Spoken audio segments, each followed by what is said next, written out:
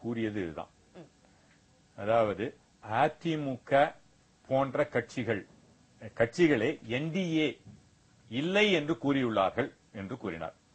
எங்கள் கதவுகள் எல்லோருக்கும் திறந்துள்ளது என்று குறிப்பிட்டார். அதை தவிர அதிமுகவுடன் கூட்டணி என்று அவர் குறிப்பிடவே இல்லை. பத்திரிகைகள் இதை சரியாக போட நீங்களே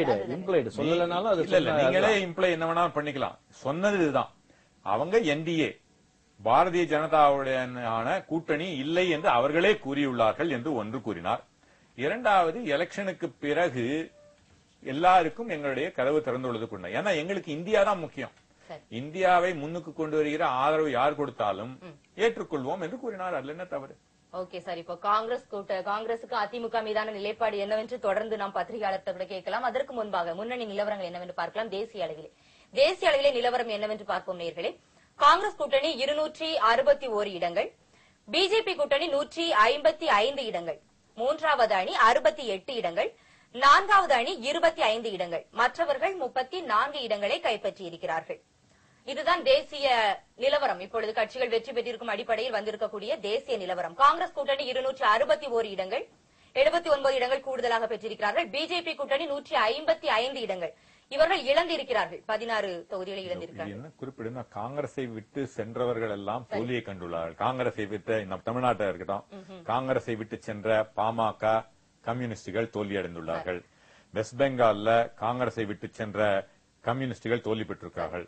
உத்தரப்பிரதேசத்துல பீகார்ல காங்கிரஸை விட்டு சென்ற லல்லு பிரசாத் தோல்வி அடைந்துள்ளார். உத்தரப்பிரதேசத்துல காங்கிரஸ் உண்டா இல்லையான்னு சொல்லி உறவாடி இல்ல வெளியே சென்ற பல அமைப்புகள் தோற்றின. காங்கிரஸ் 2வது இடத்தை உத்தரப்பிரதேசத்தில் பெற்றுள்ளது. இதெல்லாம் எதை காட்டுகிறது சார்? மக்களுக்கு எதில் அவ்வளவு பிடிமானம் இருக்கிறது? ரொம்ப சிம்பிளுங்க. சொல்லுங்க. ஒரு சிம்பிளான தலைவர், தேசத்துக்காக தன்னுடைய பதவியே இழந்த பாரம்பரியத்தில் வந்துள்ள எங்களது தலைவி சோனியா காந்தி பதவியை கொடுத்தது.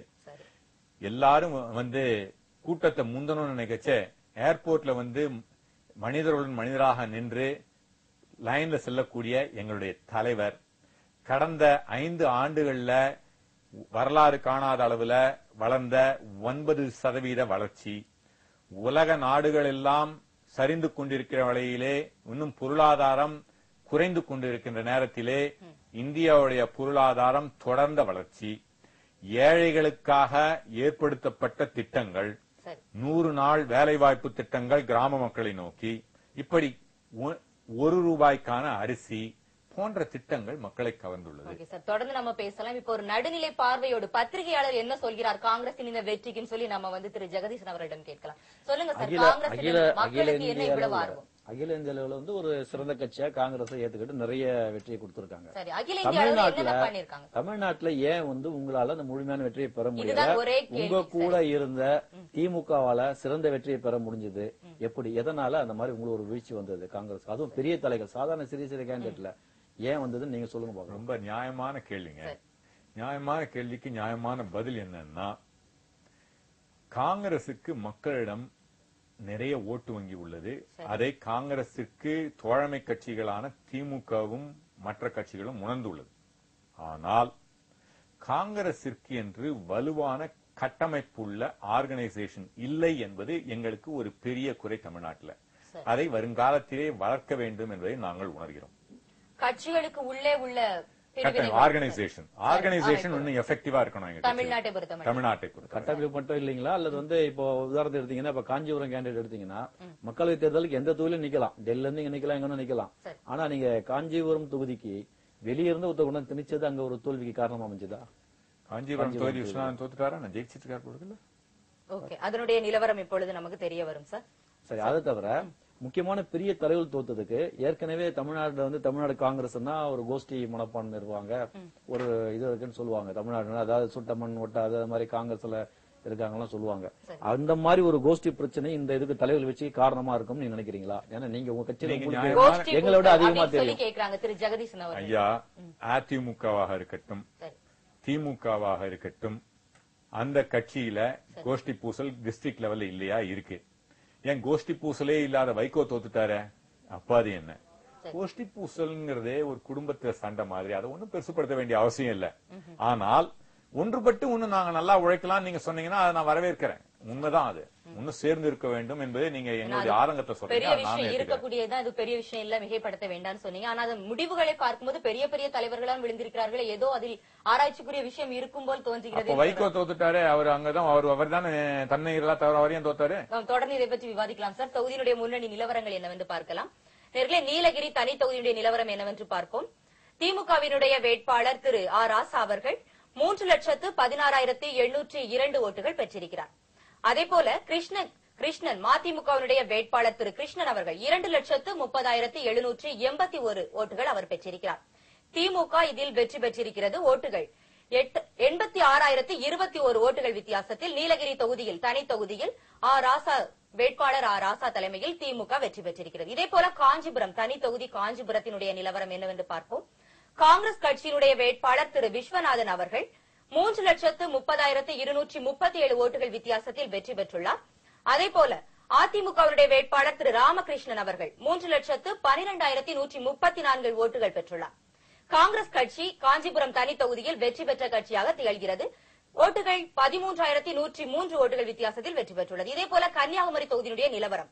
ஹெலன் டேவிட்சன் திமுகவுடைய வேட்பாளர், இவர் பெற்ற வாக்குகள் 3,19,966 வாக்குகள் பெற்று இவர் திமுக கட்சியினுடைய வேட்பாளர் ஹெலன் டேவிட்சன் முன்னிலை இருக்கிறார். அதேபோல பிஜேபி கட்சியினுடைய வேட்பாளர் திரு பொன் ராதாகிருஷ்ணன் அவர்கள் 2,54,382 வாக்குகள் பெற்றுள்ளார். பொன் ராதாகிருஷ்ணன் அவர்கள். அதேபோல மார்க்சிஸ்ட் கட்சியினுடைய வேட்பாளர் திரு பெல்லார்மின் அவர்கள் 85,572 வாக்குகள் பெற்றுள்ளார். இது கன்னியாகுமரி தொகுதியினுடைய நிலவரம்.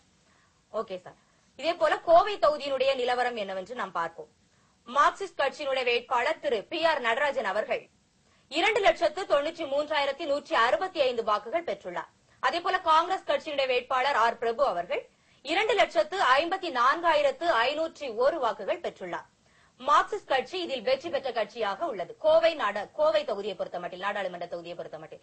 ஓகே சார், நம்ம தொடர்ந்து பேசலாம். நீங்க சொன்னீங்க மதிமுகவினுடைய தலைவர் திரு வைகோ அவர்கள் கூட பெரிய தலைவர் தானே, அவர் ஏன் விழுந்தார்? அது இருக்கட்டும் சார், அங்க கோஷ்டியே கிடையாது. சரி, அது இருக்கட்டும் சார். இப்ப காங்கிரஸ் பெரிய வெற்றி பெற்றிருக்கு, மாற்று கருத்தே கிடையாது. தேசிய மக்களை ஏற்றுக்கொண்டிருக்கிறார்கள். தமிழக மக்கள் மற்றும் ஏன் ஏற்றுக்கொள்ளவில்லை? என்னென்ன காரணங்கள் இருக்கும்? மறுபடியும் சொல்றேன், தமிழக மக்கள் நிச்சயமாக காங்கிரஸ் அணியை தான் வெற்றி பெற்றிருக்கார்கள், ஏற்றுக்கொள்ளவில்லை என்று தாங்கள் கூற வேண்டாம். ஆனால் எங்களை தமிழகத்தில் பொறுத்தவரை கட்சிகளின் ஓட்டு பிராக்மெண்டட். தமிழக ஓட்டு பாத்தீங்கன்னா ஓட்டு வங்கிகள்னு ஒவ்வொரு கட்சிக்கும் இருக்கு. சோ இந்த ஓட்டு வங்கிகள் போன தேர்தல் போது ஒன்றாக சேர்ந்து இருந்தது.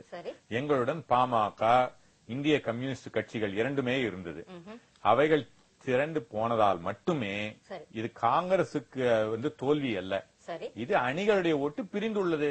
அதனால தமிழகத்துல நாங்க போன முறை 40க்கு 40 வாங்கியவர்கள் இந்த முறை 40க்கு 28 மார்க் 70% வாங்கிடுவோம். டிஸ்டிங்ஷன் தான் அது கூட. இதுதான் ஓட்டு வங்கி பிரிக்கப்பட்டதுதான் காரணம். இலங்கை தமிழர் பிரச்சனை எல்லாம் இதில் ஒரு பிரச்சனையே அல்ல. நிச்சயமாக இல்லை. இல்லன்னா இலங்கை பிரச்சனை பற்றிய பேசிய வைகோ அவர்கள் ஏன் தோற்றிருப்பார்?